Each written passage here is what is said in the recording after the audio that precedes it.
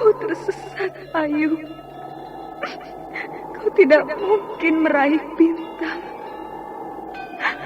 Kau tidak akan bisa memeluk bulan.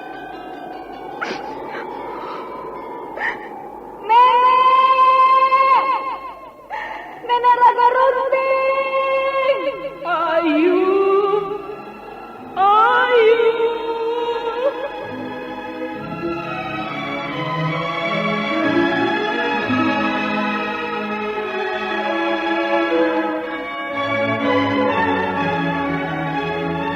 Sanggar Cerita dan Sanggar Prativi mempersembahkan Mahkota Mayangkara.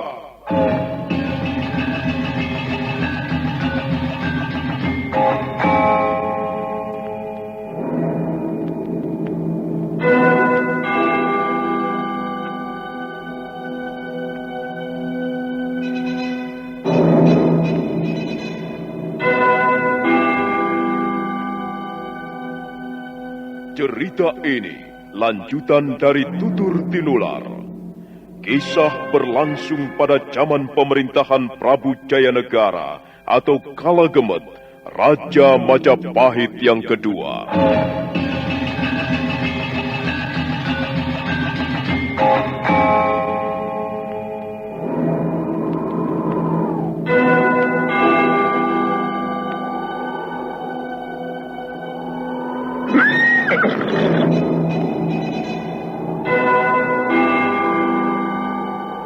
Dia bukan lagi Raja Majapahit. Akulah raja.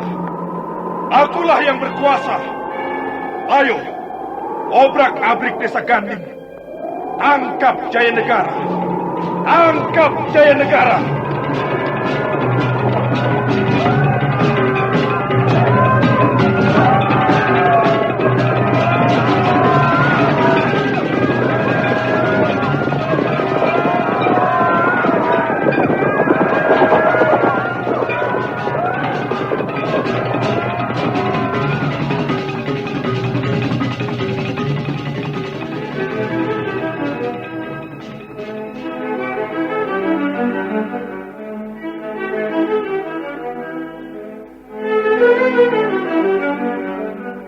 Naskah ditulis dan diolah oleh S. Tijab, hiasan musik dan sutradara C. Ispriyonoka.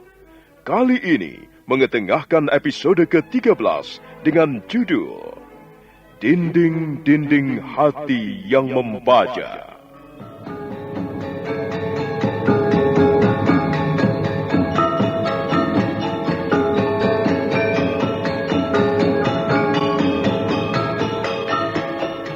Dalam seri ke-363 ini didukung oleh para pemain Yuli Mulyana sebagai Ayu Wandira, Iwan Dahlan sebagai Pranayam, dan Asdi Suhastra pembawa cerita. Selamat menikmati. Sandiwara Radio ini masih Anda dengarkan di channel YouTube Satria Collection. Jangan lupa tekan tombol like dan subscribe.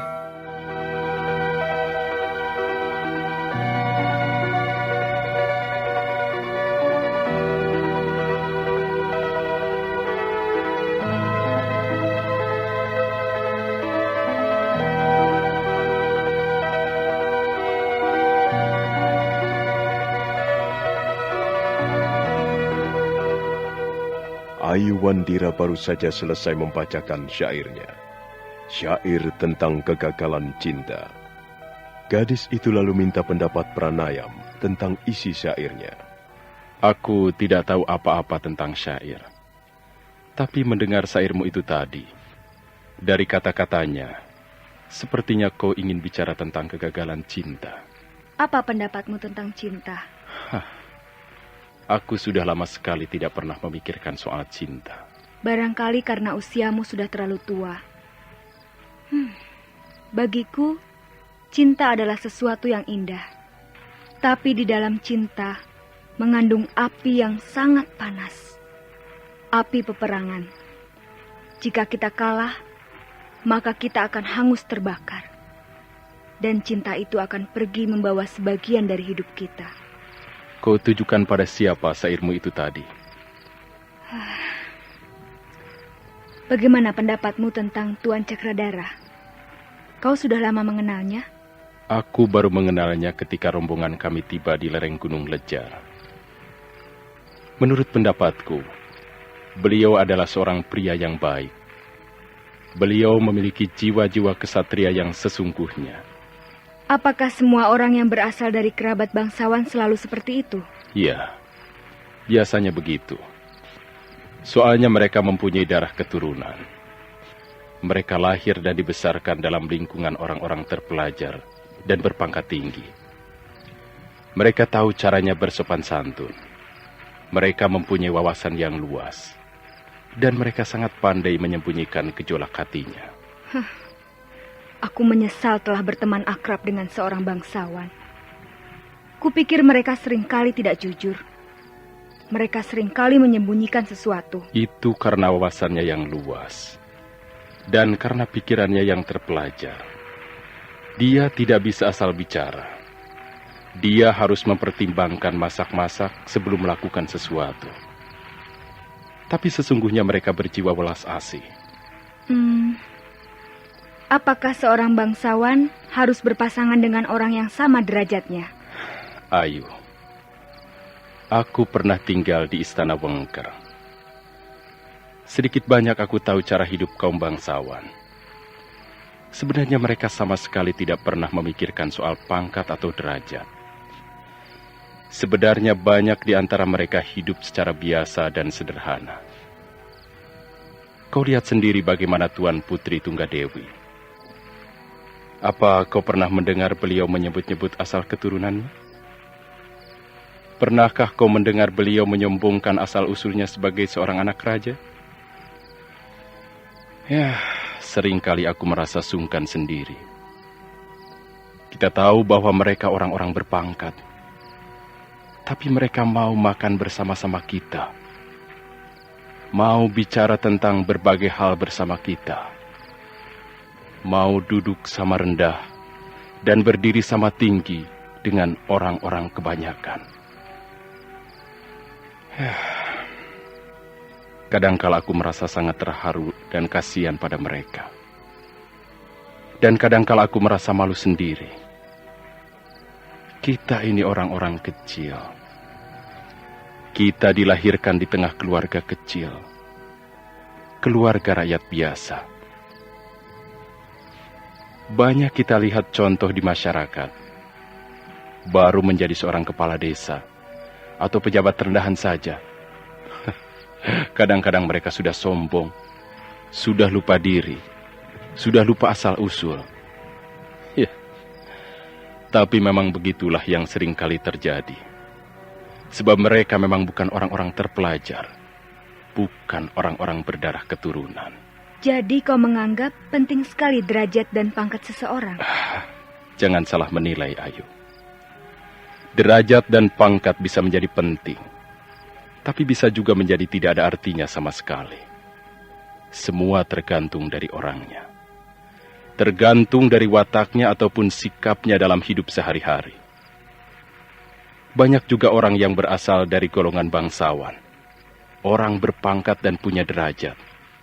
Tapi mereka justru bersikap seperti orang rendahan.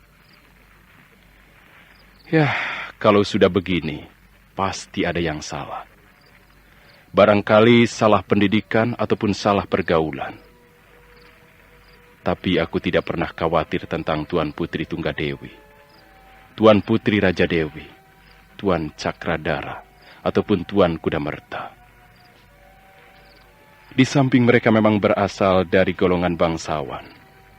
Mereka mempunyai watak-watak bangsawan asli.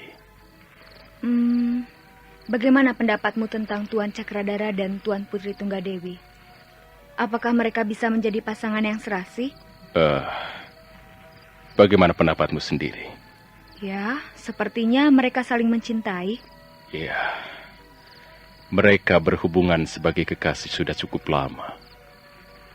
Tuan Kudamerta berpasangan dengan Tuan Putri Raja Dewi sejak dari Istana Wengker.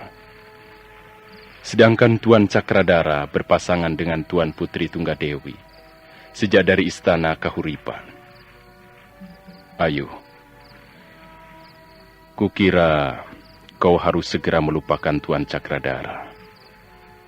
Dia memang seorang pria yang baik. Di samping juga wajahnya tampan. Tapi, apa gunanya mencintai seorang laki-laki yang sudah mempunyai kekasih? Terima kasih Tuan Prajurit. Nasihatmu sangat berharga. Tapi sayang sekali, kau terlambat mengatakannya padaku. Sambil tersenyum pahit, Ayuwandira melemparkan gulungan rontal ke atas api unggun. Dalam sekejap, rontal itu pun musnah dimakan api.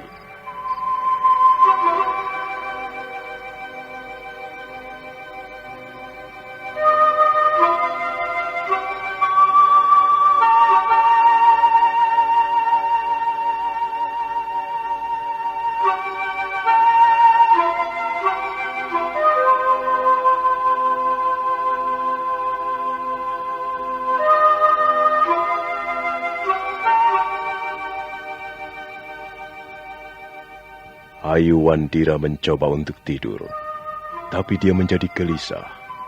Apa yang baru saja dituturkan Pranayam membuat hatinya gelisah.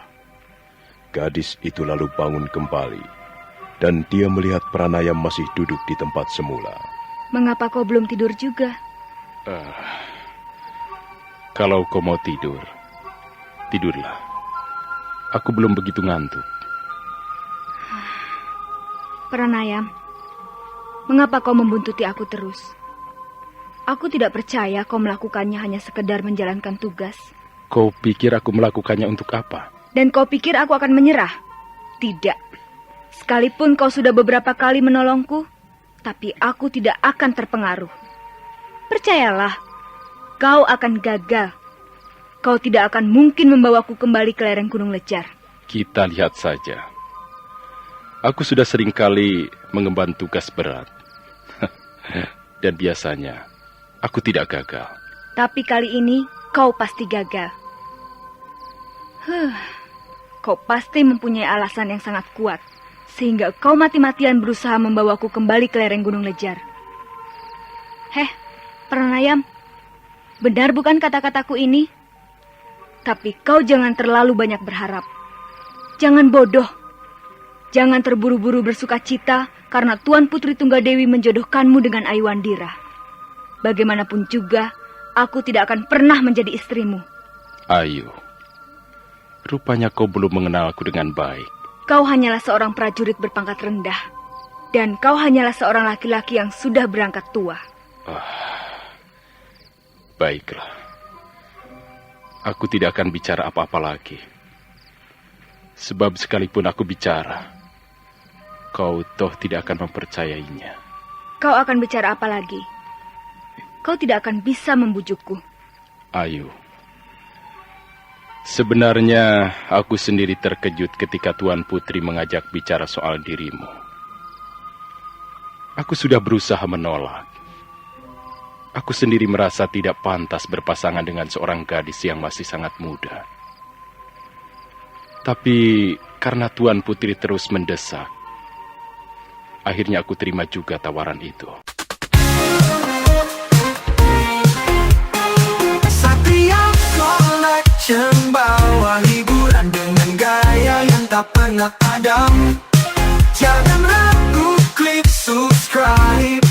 Jadikan harimu lebih hidup.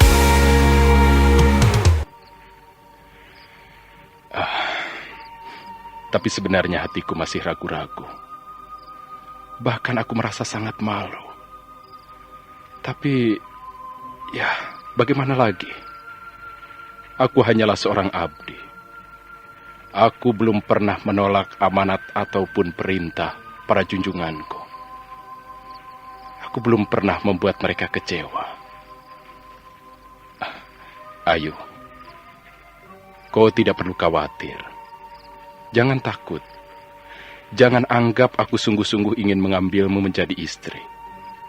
Lupakan saja soal itu. Dan marilah kita pusatkan perhatian kita pada persoalan-persoalan yang tidak bersifat pribadi. Kalau misalnya kau mau kembali ke lereng Gunung Lejar, kita bisa membicarakan persoalan ini bersama Tuan Putri secara baik. Bagaimana aku bisa percaya bahwa kau tidak bersungguh-sungguh padaku, Pranayam? Ya, Bagaimana ya? Susah juga kalau memang kau tidak percaya. Apa yang harus kulakukan supaya kau bisa percaya? Kalau kau ingin aku percaya padamu, kerjakanlah apa yang kuperintahkan. Kembalilah ke lereng Gunung Lejar sendiri. Mana bisa begitu, Ayu? Namanya kau mau menang sendiri. Kita harus sama-sama, Ayu. Kita cari jalan keluarnya, supaya kau bisa percaya padaku. Sementara aku pun bisa menjalankan tugasku dengan baik. Kalau begitu, sudahlah. Carilah jalan keluar untuk dirimu sendiri. Aku tidak berminat.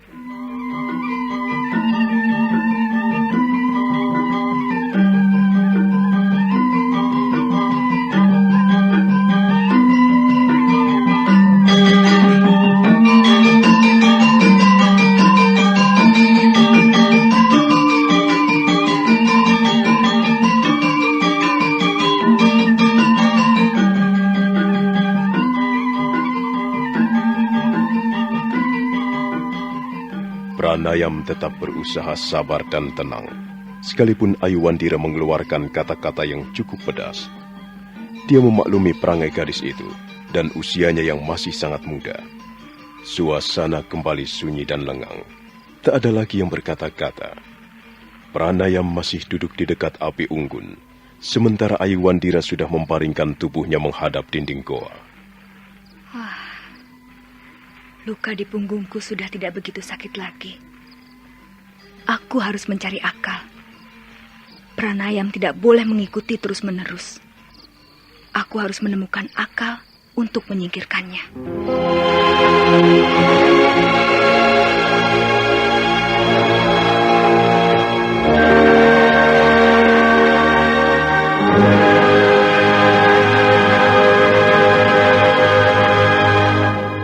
Hari berikutnya, Ayuwandira bersikap agak lunak kepada Pranayam. Pranayam sendiri merasa heran. Tidak biasanya Ayuwandira tersenyum manis padanya. Dan gadis itu bersikap manja. Dia mau saja makan buah rasa matra yang dipetiknya dari pohon. Bahkan tengah hari, Ayuwandira mencari kelinci hutan. Kemudian sore harinya, sebelum matahari tenggelam, gadis itu membakar daging kelinci untuk makan berdua.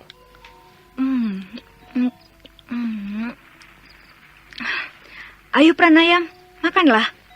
Aku sudah menghabiskan 2 potong daging kelinci hutan yang segar. Bagaimana lukamu?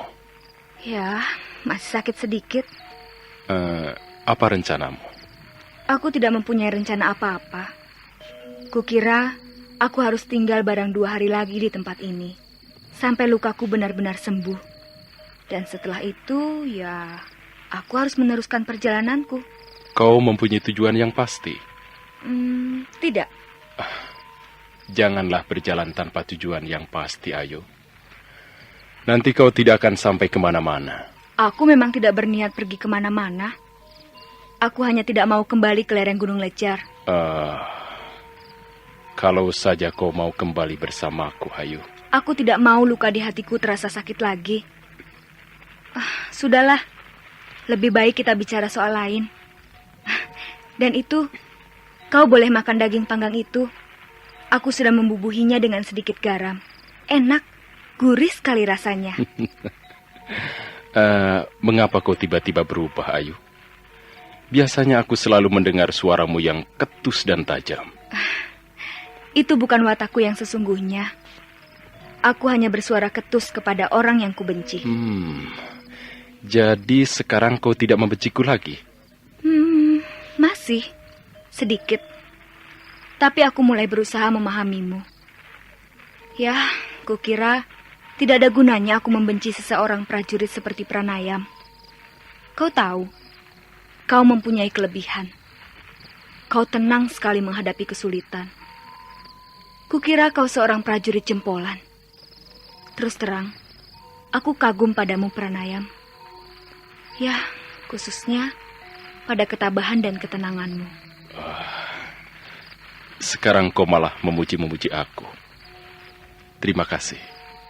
Ayo, makanlah. Dan nanti kalau kau merasa haus, aku sudah membuat minuman segar. Lihatlah, air kelapa muda yang manis sekali rasanya. Pranayam tersenyum sambil meraih daging panggang kelinci hutan. Selanjutnya dia mulai mengunyah daging panggang yang gurih itu, sambil menduga-duga apa sebenarnya yang diinginkan Ayu Wandira. Mereka berdua makan bersama-sama di depan api unggun. Selesai makan, Pranayam meneguk air kelapa muda.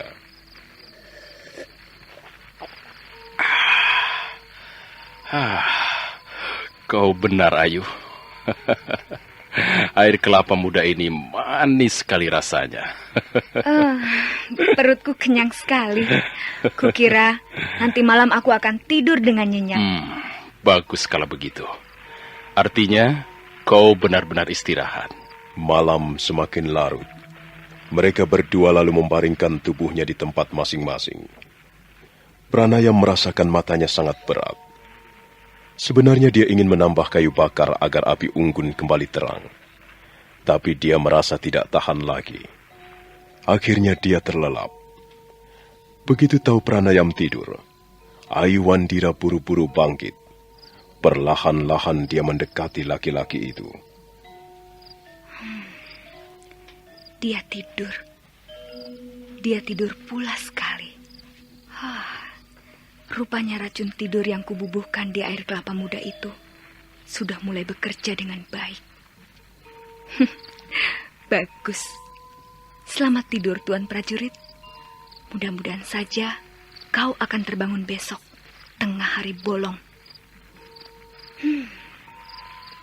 Tampan juga sebenarnya laki-laki ini. Tapi sayang, usianya sudah cukup tua. Dan sayang, aku tidak menyukainya.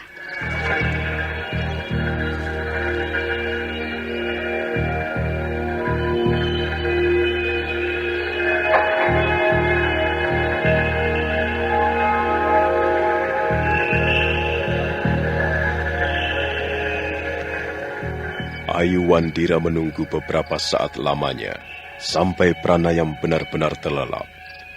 Api unggun semakin kecil ketika Ayu Wandira melangkah meninggalkan mulut goa.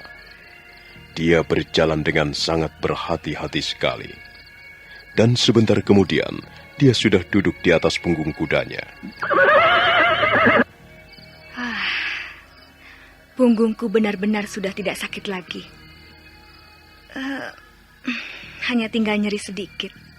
Kukira besok pagi sudah akan sembuh sama sekali. Baik.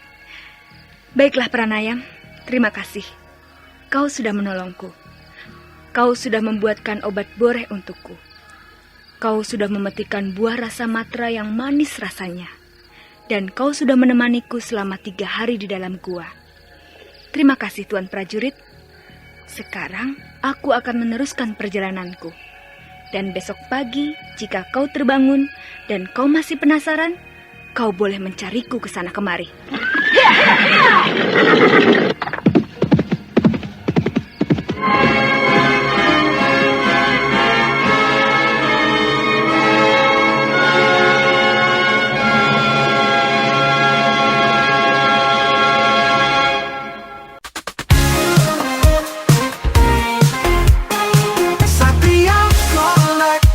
Bawa hiburan dengan gaya yang tak pernah padam. Jangan ragu, klik subscribe. Jadikan harimu lebih hidup. Pranayam terkejut. Pada saat membuka matanya, dia melihat matahari sudah agak tinggi. Buru-buru dia bangkit. Tapi dia tidak melihat Ayu Wandira di ruangan goa seperti biasanya. Pranayam segera mencari ke sekitar goa.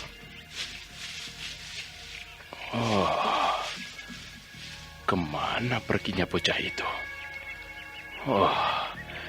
Rupanya aku lengah. Mengapa aku tidur pulas sekali? Pasti dia telah memperdayaku. Tidak biasanya aku tidur pulas seperti ini. Bahkan aku bangun terlalu siang. Ayu! Ayu! Ayu!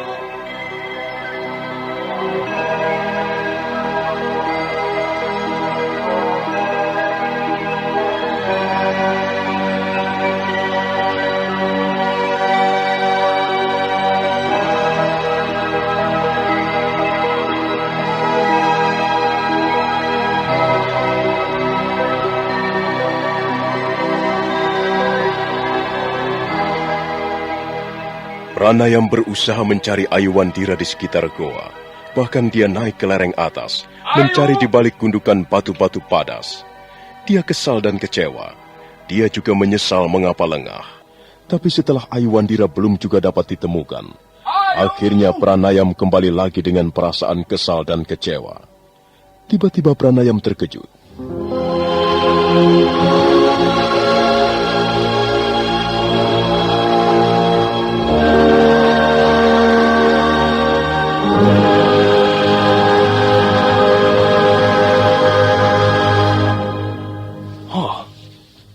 Kudaku. Siapa yang membunuh kudaku? Pasti dia juga yang melakukannya. Aduh, mengapa aku sampai lengah? Sebenarnya, seharusnya aku mencurigainya. Dia tiba-tiba saja merubah sikapnya. Dan rupanya dia merencanakan sesuatu. Sekarang bagaimana? Aku tidak mempunyai kuda lagi. Kuda ini benar-benar sudah mati. Bagaimana aku harus mengejar bocah itu sekarang? Aku menyesal sekali. Gadis itu benar-benar licik. Baik, aku tidak akan putus asa. Awas kau Ayuwandira. Kau boleh terbang di atas kudamu, tapi aku akan terus memburumu. Memburu sampai kau merasa lelah dan akhirnya menyerah.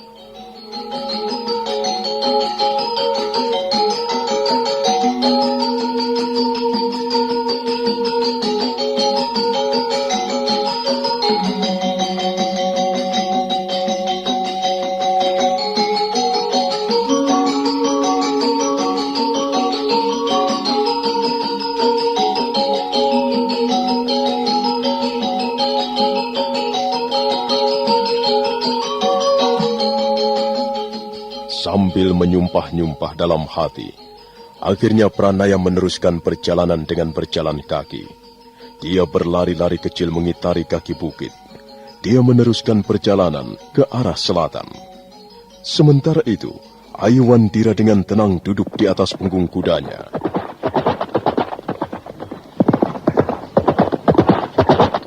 Gadis itu nampak lebih segar. Wajahnya cerah berseri-seri, seperti langit tanpa mega. Dia terus mengendarai kudanya ke arah selatan. Setiba di sebuah persimpangan jalan, Ayuwandira menarik tali kekang kudanya.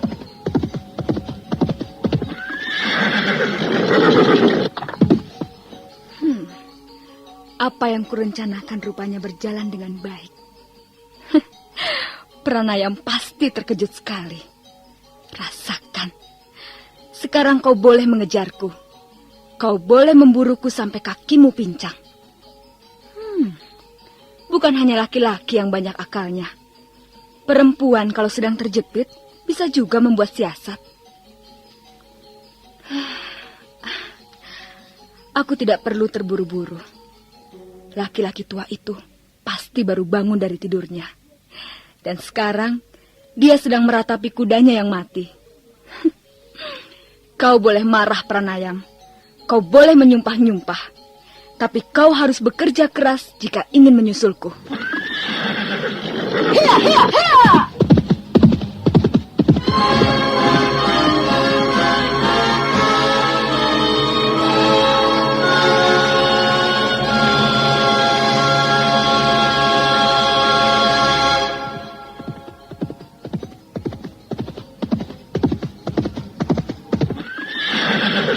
Ayuwandira kembali menarik tali kekang kudanya.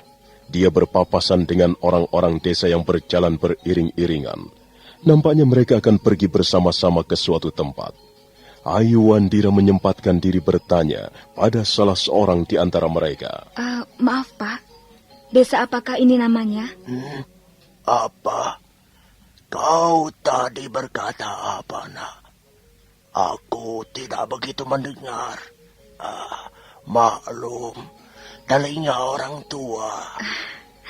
Saya ingin tahu, sekarang ini saya berada di mana? Sekarang kau berada di desa Mangolangi? Saya lihat ada banyak orang berduyun-duyun pergi. Apakah mereka bermaksud pergi ke suatu tempat bersama-sama? Apa kau ini bukan warga negeri Majapahit? Kau belum mendengar berita itu rupanya. Berita apa, Pak? Sekarang negeri Majapahit sedang bergabung. Siapa yang meninggal? Tuan Putri Tribuana, istri paling tua almarhum Prabu Kertarajasa Jayawardana, wafat 2 hari yang lalu. Sekarang orang berbondong-bondong pergi ke desa Rimbi untuk ikut serta menyaksikan upacara mengabukan jenazah beliau. Oh, begitu. Saya benar-benar baru mendengar berita ini. Maklum, Pak, saya tinggal di atas lereng gunung. Saya tidak pernah pergi kemana-mana. Tuan Putri Tribuana. Samar-samar, aku masih bisa mengenali beliau. Beliau seorang putri bangsawan yang lembut dan rendah hati. Beliau juga ramah dan penuh kasih sayang. Ya, aku ingat. Dulu beliau pernah membujukku agar menyerahkan golek kayu mandana pada Tuan Putri Tunggadewi. Sekarang beliau sudah wafat. Negeri Majapahit pantas berkabung. Apa yang kau pikirkan? Kalau kau mau ikut serta ke desa Rimbi, ayo silakan. Kita berangkat bersama-sama. Maaf, Pak. Saya masih ada keperluan lain. Tapi saya memang ingin sekali menyaksikan dari dekat upacara mengabukan jenazah Tuan Putri. Kalau begitu ya sudah. Aku harus menyusul teman-temanku itu. Lihat, aku sudah ketinggalan jauh. Warga desa yang sudah lanjut usianya itu kembali berjalan tertatih-tatih menyusul teman-temannya. Sementara Ayu Wandira masih berdiri sambil menggenggam tali kekang kuda. Daripada aku tidak mempunyai tujuan lain, sebaiknya aku pergi ke desa Rimbi. Tapi aku harus berhati-hati. Di sana pasti banyak prajurit-prajurit Majapahit. Jangan sampai mereka tahu kehadiranku.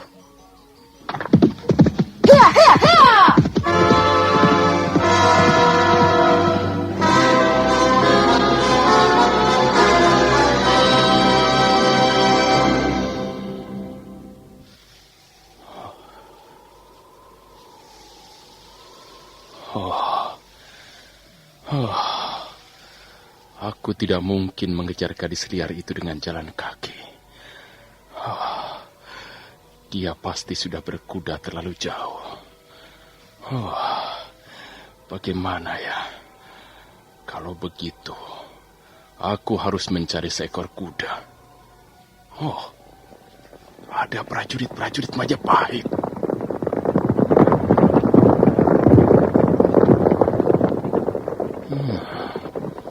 Mau kemana prajurit-prajurit Majapahit itu? Apa mereka bermaksud kembali ke istana karena gagal menemukan jejak Tuan Putri Tunggadewi dan Raja Dewi? Tapi sepertinya mereka tergesa-gesa sekali. Mereka mengambil arah kanan. Kalau begitu mereka tidak bermaksud kembali ke kota Raja Majapahit. Mau pergi kemana mereka itu? Nah, kebetulan sekali. Ada seorang prajurit tertinggal di belakang. Dia pasti dengan sukarela mau menyerahkan kudanya.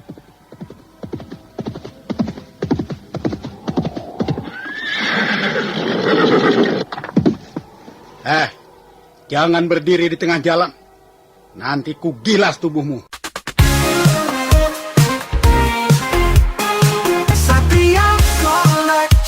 Bawa hiburan dengan gaya yang tak pernah padam. Jangan ragu, klik jadikan harimu lebih hidup. Maaf Tuan Prajurit. Hamba mau bertanya sedikit. Aku tidak mempunyai banyak waktu. Aku harus menyusul teman-temanku ke desa Rimbi. Ayo cepat minggir. Jangan mengganggu perjalananku. Maaf Tuan Prajurit. Hamba lihat ada banyak orang berduyun-duyun meninggalkan desanya. Mau pergi kemana mereka? Pasti mereka mau pergi ke desa Rimbi. Oh, apakah Tuan Prajurit juga bermaksud mau pergi ke sana? Tentu saja. Kami semua prajurit-prajurit Majapahit ditarik kembali. Kami semua mendapat tugas mengamankan jalannya upacara perabuan jenazah Tuan Putri Tribuana di desa Rimbi. Oh, maaf Tuan Prajurit. Hamba tidak tahu. Jadi Tuan Putri Tribuana wafat? Sudahlah. Kau tidak perlu banyak bertanya. Aku tidak mempunyai waktu. Cepat minggir. Tunggu. Tunggu dulu Tuan Prajurit. Tolonglah hamba. Hamba juga ingin pergi ke desa Rimbi. Hamba juga ingin menyaksikan upacara itu. Awas kau ya. Berani kau main-main denganku. Kupukul kepalamu sampai pecah. Ayo, mau minggir atau tidak? Apa yang kau lakukan ini? Awas kau. Lepaskan. Lepaskan. Aduh.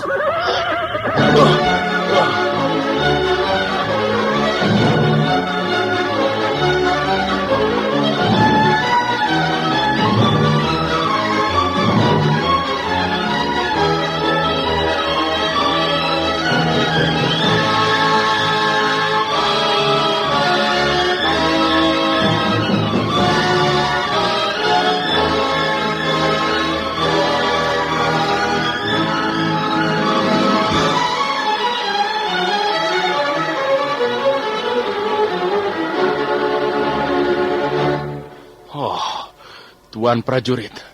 Tuan Prajurit. Maafkan hamba, Tuan. Hamba benar-benar tidak sengaja. Tapi terus terang, hamba membutuhkan kuda ini. Waduh, maaf Tuan Prajurit. Maaf kalau hamba terpaksa meninggalkan Tuan Prajurit. Hamba mempunyai urusan yang sangat penting. Iya.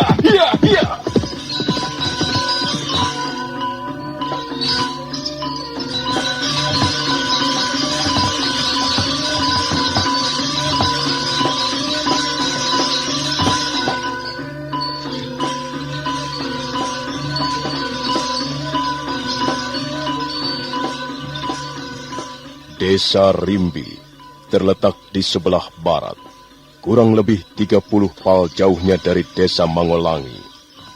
Dalam 2-3 hari ini, desa Rimbi menjadi ramai mendadak bagaikan pasar malam. Orang-orang desa datang berduyun-duyun. Tenda-tenda kemah dipasang untuk tempat berteduh ponggawa-ponggawa kerajaan, dari yang berpangkat rendah sampai yang berpangkat tinggi. Nampak juga tenda perkemahan para pemuka agama, baik agama Siwa Buddha, ataupun agama Hindu. Mereka semuanya berpakaian sebagaimana layaknya orang yang berasal dari kasta Brahmana. Di desa Rimbi telah berdiri sebuah candi. Candi itu memang direncanakan untuk menyimpan abu jenazah Tuan Putri Tribuana. Nama candi itu pun sama dengan nama desanya, Candi Rimbi.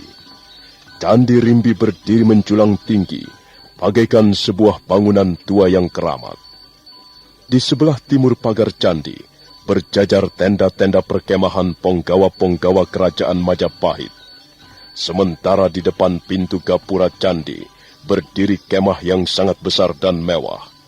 Kemah itu nantinya diperuntukkan bagi kerabat kerajaan, termasuk Sang Prabu Jayanegara sendiri. Nampak Sang Ramapati berdiri di depan tenda, ditemani Rekrian Mapatih Nambi, Maisa Pawagal, Samara, dan ponggawa-ponggawa kerajaan yang lain. Lihat saja Adi Nambi. Sepertinya rakyat Majapahit seluruhnya ikut bergabung, ikut berbelasungkawa. Itu menandakan Tuan Putri Tribuana dicintai rakyatnya, Kakang Ramapati. Memang nyaman sekali menjadi kerabat kerajaan yang cukup berpengaruh seperti Tuan Putri Tribuana. Pada saat hidup, beliau tidak pernah merasa susah. tidak pernah merasa kekurangan apa-apa. Hidup serba mewah di lingkungan istana yang megah. Dan setelah mati pun, nampaknya beliau masih tetap bahagia. Semua orang yang tidak melakukan banyak dosa di masa hidupnya akan mati dengan tenang dan bahagia. Itu menurut pendapatku, Kakang Ramapati. Kita ini penggawa-penggawa kerajaan, Adinambi. Kita sudah tergolong orang-orang berpangkat, orang-orang berpengaruh. Tapi kita bukan berasal dari kaum kerabat. Kita berasal dari luar yang kemudian karena usaha keras berhasil nempil Kamukten, ikut hidup bersenang-senang di dekat raja. Tapi kalau nanti kita sudah mati, apakah rakyat Majapahit juga akan berlimpah ruah seperti ini? Kalau memang mereka semua mencintaimu, mengapa tidak? Dulu aku pernah mendengar berita. Ada seorang tabib ternama dari desa Pasuruan I. Tabib itu nyata-nyata sudah banyak berbuat kebaikan kepada sesama hidupnya. Maksudmu pasti Nyai Paricara, tabib perempuan berketurunan asing itu? Benar, Kakang Ramapati. Sekalipun dia berasal dari mancanegara. Dan tingkat ataupun derajat hidupnya tergolong dari orang-orang Meleka. Orang-orang yang berpangkat rendah. Tapi pada saat Nyai Paricara meninggal, desa Pasuruan I menjadi lautan manusia. Ini membuktikan bahwa Nyai Paricara dicintai banyak orang. Mungkin juga pendapatmu itu benar. Kalau aku nanti mati, kira-kira bagaimana, Adinambi? Apakah banyak juga orang-orang datang melayat? Apakah mereka mau berduyun-duyun memberikan penghormatan pada jenazahku? Aku kira bumi Majapahit akan terjadi gempa. Orang-orang kekeran kalau sampai Kakang Ramapati meninggal. Mereka pasti akan datang berduyun-duyun bagaikan laron menghampiri api. Semuanya tumplek-blek mengikuti upacara penguburan ataupun pembakaran jenazahmu, Kakang Ramapati.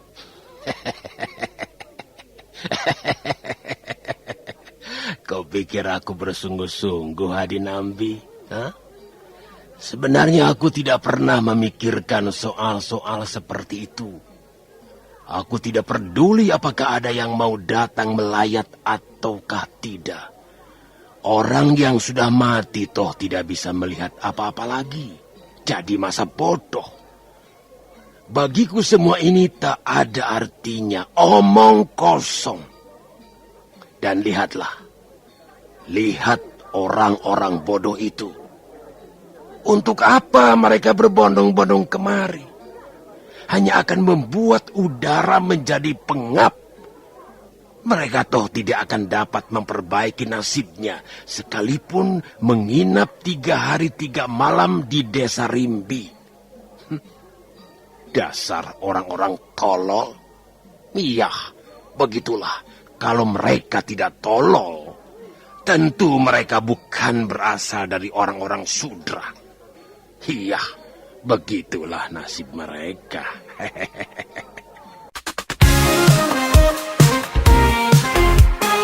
Satria Collection bawa hiburan dengan gaya yang tak pernah padam. Jangan ragu, klik subscribe. Jadikan harimu lebih hidup. Ketika Sang Ramapati dan Rekrian Mapatih Nambi sedang bercakap-cakap di depan tenda, pada saat itulah seorang prajurit datang tergopoh-gopoh.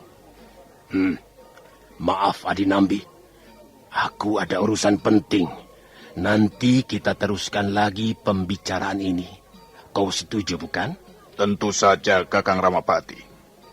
Sambil kita menunggu kehadiran Gusti Prabu Jayanegara, berikut kerabat kerajaan yang lain. Kita bisa bercakap-cakap, supaya suasana ini tidak begitu menjemukan.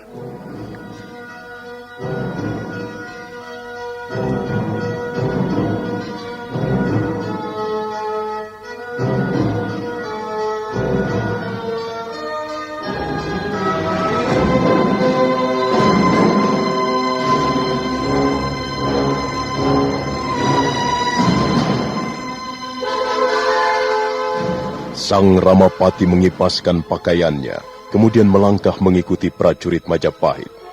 Mereka bergegas berjalan melewati tenda-tenda perkemahan yang berdiri berjajar dengan rapi. Setiap kali berpapasan dengan penggawa kerajaan, Sang Ramapati menganggukkan kepalanya ringan, sementara para penggawa kerajaan memberikan hormat penuh khidmat. Nah, bagaimanakah kisah selanjutnya? Berita apa yang akan dibawa prajurit Majapahit itu? Dan bagaimana dengan Ayuandira serta Pranayam? Apakah akhirnya mereka bertemu di desa Rimbi? Saudara pendengar, silakan menunggu seri berikutnya. Sampai jumpa.